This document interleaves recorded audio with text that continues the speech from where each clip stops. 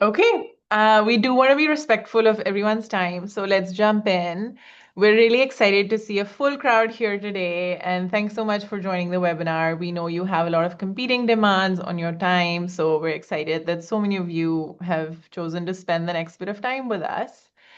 As a quick introduction, I'm Shrutika Sabharwal. I'm the Director of Evidence and Evaluation at Arnold Ventures, and we'll talk about our team in just a minute. But I'm also excited to be joined by my colleagues and co-presenters, Carlos Fierros, as well as Stephanie Kesselman. And we're also joined by Lane Wei, who is managing sort of back-end operations, as well as the presentation and the webinar. So we're really excited about our recently released RFPs. So we're eager to share more information today. We wanted to provide a quick introduction to Arnold Ventures as well as our team, an overview of our recently released RFPs, and dive a little bit deep into the selection criteria as well as priorities for when we are reviewing different letters of interest. And as I mentioned, we're joined by Stephanie, who's going to present a sort of spotlight on both infrastructure as well as public finance, which are questions of and areas of interest for us in one of the two RFPs that we'll be talking about today. So our a few goals for today. First, as I said, we wanted to provide a general sense of what the RFPs are about and really help you think broadly about how your research can best align with what our funding priorities are. We also want to provide concrete guidance about the process and what we're looking for in strong applications. And lastly, we want to make sure we address any questions that you might have. We'll also be doing a deeper dive into our focus areas for infrastructure and public finance in the second half of the webinar. And just to provide all of you with more information, we're hosting a second webinar on August 12th at 1 p.m. Eastern Time, in which we'll dive deeper into the other policy areas of focus under our Building Evidence RFP. So these include higher education, career pathways, healthcare, Medicaid, as well as online gambling. And Elaine just dropped a link in the chat to register for the webinar, and we hope you'll join if you're interested in learning more about those areas. And then just a little bit of logistics in terms of questions. I believe all participants are muted since this is a webinar format. So please submit your questions in the Q&A window, and you feel free to enter your questions whenever you wish. There's no need to wait till the end, which is usually when there is a rapid fire rush. But we will have a separate section for Q&A at the end of the presentation, and we'll dive into your questions then. Also, a quick note that the webinar is being recorded, and we'll share the recording with everyone that's registered in the next few days. Next slide, please. Great. So I'll start with providing just a little bit of a zoomed out perspective on Arnold Ventures. So at its core, Arnold Ventures is a philanthropy that seeks to invest in high quality causal research to help provide solutions to our nation's most pressing social problems. And we operate in a wide variety of domestic social policy areas. So that includes criminal justice, healthcare, higher education, career pathways, public finance, infrastructure, etc. And within that, next slide, please. Our team is the evidence and evaluation team. And this is the team that's hosting these two requests for proposals. So these are the strengthening evidence and the building evidence RFPs. And we also operate across a variety of social policy areas, and we're primarily driven by two goals. One is to expand and build a body of evidence about what works, really with a focus on generating new evidence that can then be used to inform current as well as future policy decisions. And the second goal is to support the use of pre-existing evidence in guiding better and more evidence-backed policy decisions. So ultimately, the goal is to use rigorous causal evidence to improve outcomes for children, for families, and for communities across the US. Next slide, please. And so to put some faces to the names of the evidence and evaluation team, these are often names you see on emails. This is the evidence and evaluation team, of which both me and Carlos are a part of. And so when you ask questions through the team inbox or here on the webinar, it's usually one of the 8 of us you'll be hearing from. We have a range of experiences and areas of policy focus, but we're all deeply committed ultimately to using evidence to drive better policy decisions. Next slide. So now turning to the reason why we're all here, which is the RFPs. So as some of you may remember, we launched these two RFPs earlier this year in January, and we're excited to relaunch them again this summer. We were thrilled by the response we received to those RFPs, and so we wanted to continue supporting strong research projects this year as well. And so as you can see from the first page of the RFPs, the Strengthening Evidence RFP exclusively funds RCTs, or randomized controlled trials, across most social policy areas. And the Building Evidence RFP focuses on quasi-experimental studies in specific policy areas.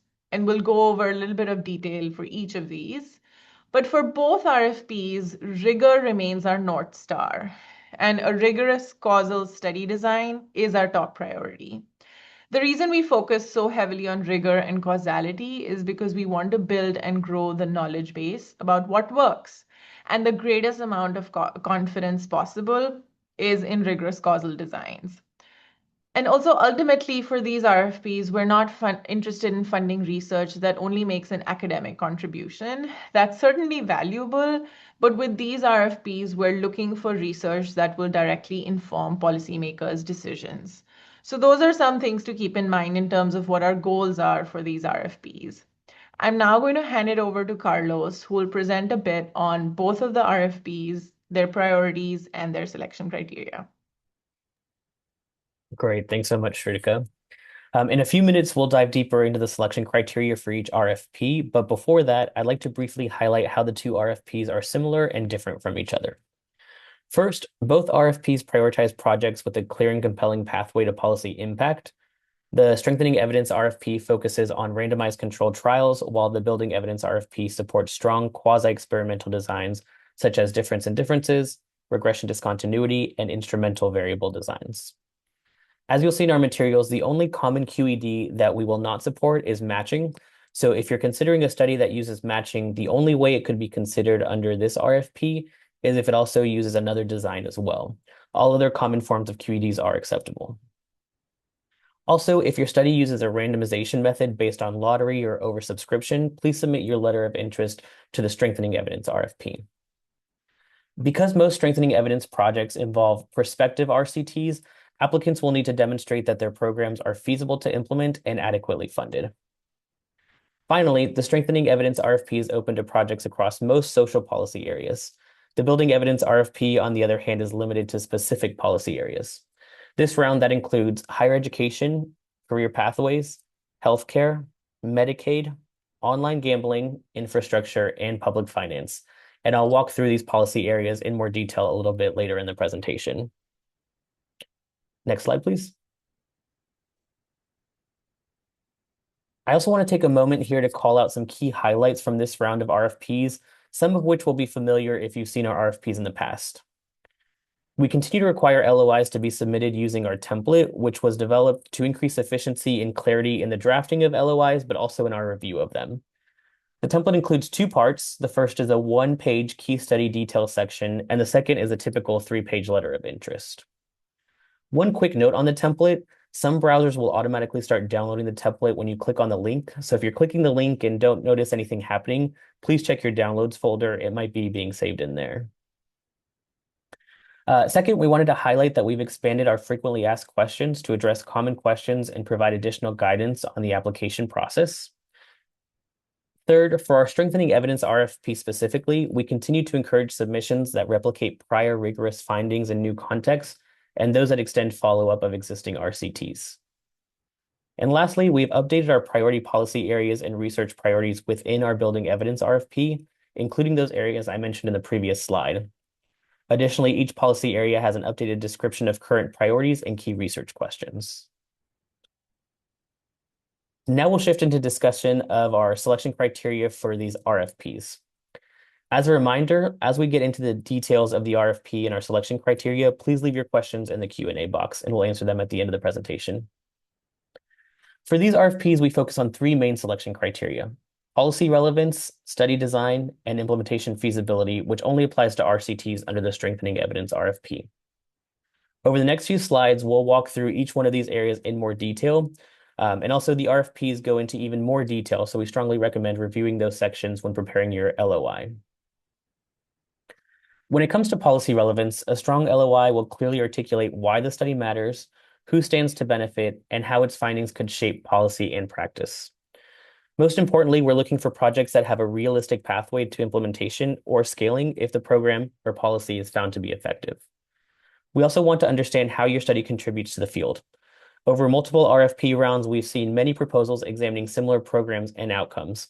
So tell us, what's new about your study? Maybe you're studying a program that has never been evaluated before, or more commonly, you may be studying something that has been evaluated before, but perhaps in a new population, a new location, or over a longer period on outcomes that have not been studied before. Make these contributions clear in your LOI. For our RFPs, all programs, policies, or interventions should be US based. And finally, we've noted this several times already, but for QEDs under the Building Evidence RFP, strong alignment with AV policy priority areas is critical.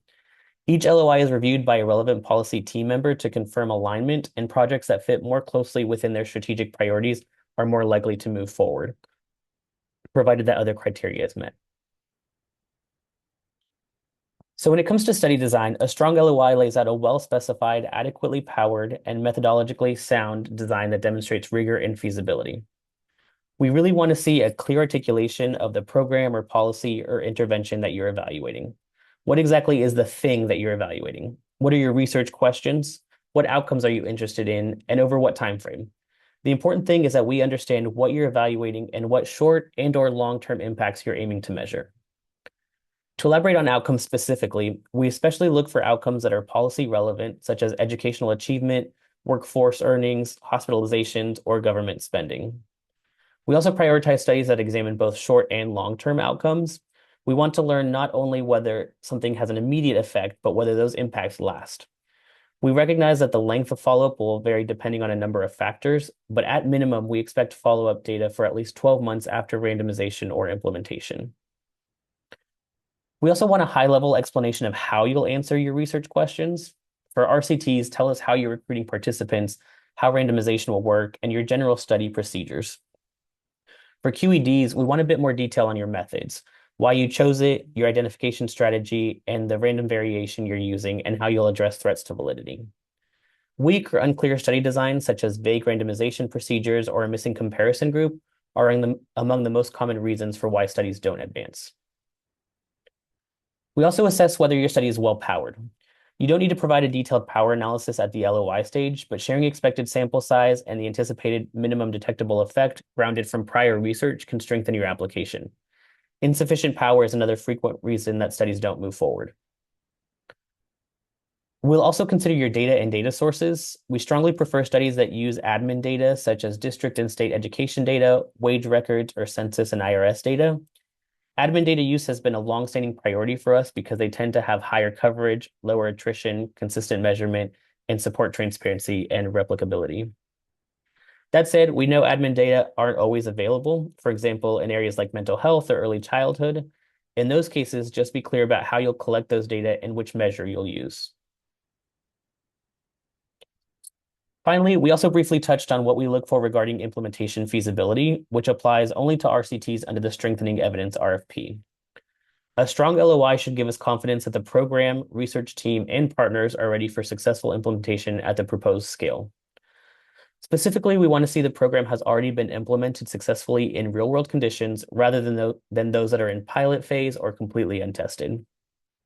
You can show this through the program's geographic reach, participation data, early indicators of impact, or findings from previous evaluations in the communities it serves.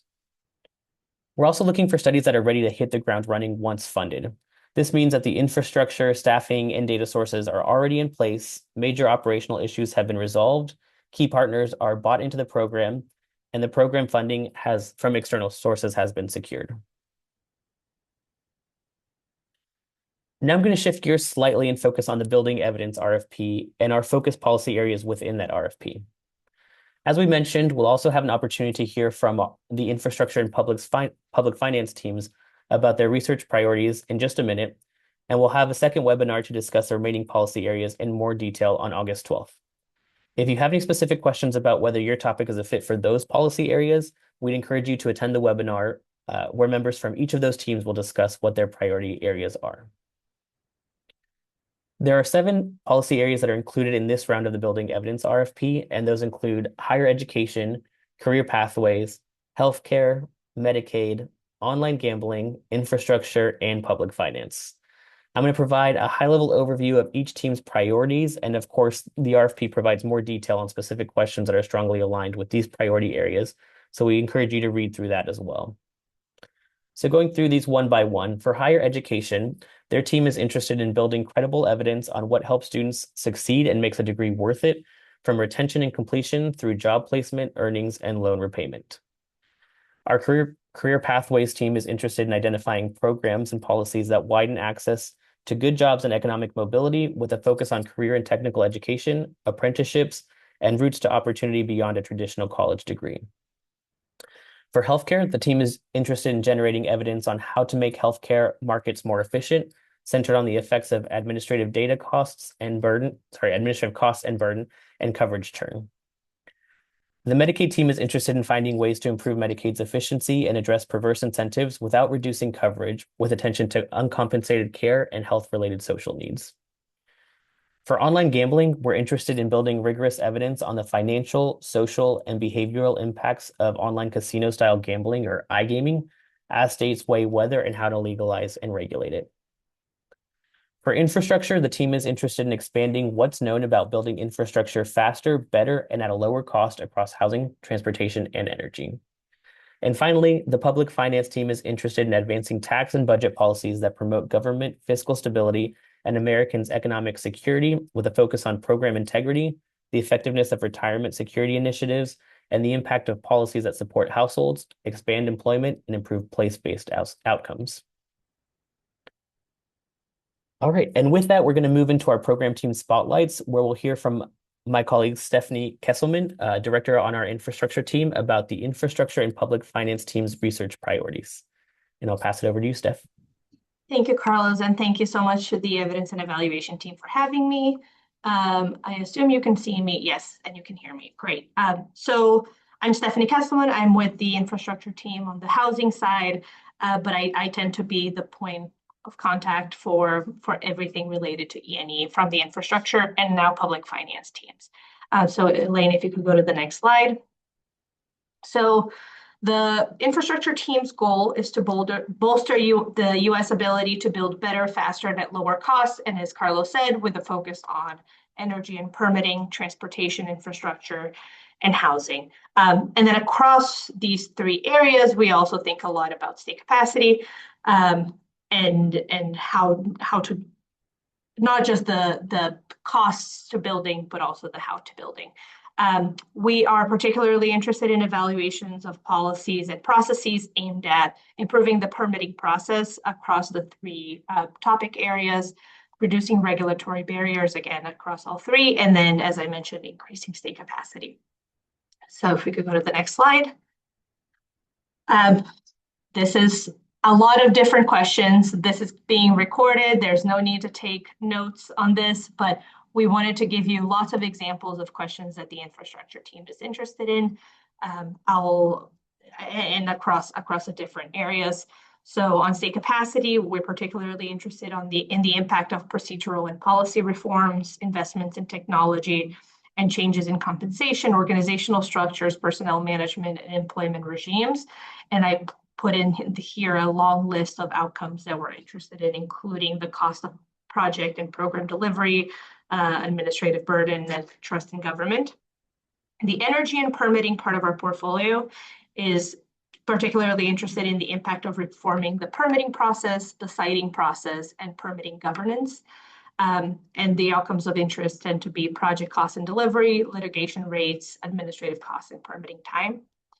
Transportation team is interested in the impacts of federal and state requirements, including domestic content, on cost, timeline, quality, and project effectiveness. They're also interested in the impact of policy and process reforms, including permitting and procurement, on project cost and delivery, and then the impacts of outcomes-focused project selection on the type and mix of projects built. And then the housing team is, for this RFP, particularly interested in the impact of housing reforms on tax revenue and demand for public goods and services. So when you build more housing, what does that do for demand for schools or something like that? We're also interested in the impact of tax and financing reforms on housing construction and renovation, both at the state and local level, as well as at the federal level. And then this is an area that our team doesn't work on from a policy standpoint, but we're interested in the evidence. And that is the impact of rental assistance, tenant protections, and housing first policies on the supply and demand of rental housing. So this is the broad infrastructure research priorities, are specifically to with very more specific questions in there. Next, I'll go to the public finance team's priorities. So our public finance team's goal is to advance tax and budget policies that promote fiscal stability in government and advance economic opportunity, mobility, and security. What does this look like in terms of research priorities? There are three broad areas of interest. The first one is state responses to benefit cliffs. So this includes fill the gap policies, transitional benefit programs, and some of the outcomes of interest are labor force participation, employment earnings, and economic mobility. They're also interested in state pension reform, including the impact of state pension reform on plan solvency, government and taxpayer costs, public sector recruitment and retention, and workers' retirement readiness. And then finally, they're very interested in administration of benefits and taxation, including procurement of cross-program systems, the structure of the market for vendors for government services, hiring and workforce capacity, data sharing and interoperability across programs and agencies, and system design. This is a mouthful.